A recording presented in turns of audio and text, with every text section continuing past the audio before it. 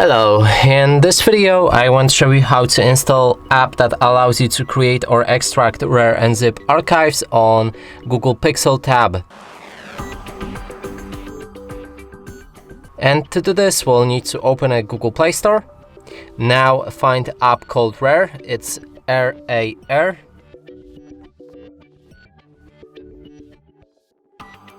Install it.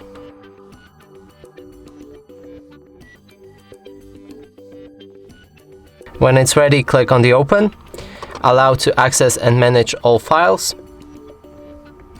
and go back. Then you can allow to send notifications and dismiss this one. From here your app should be ready. And that's it for this video. Hope you like it. Please consider subscribing to our channel, leave a like and a comment below.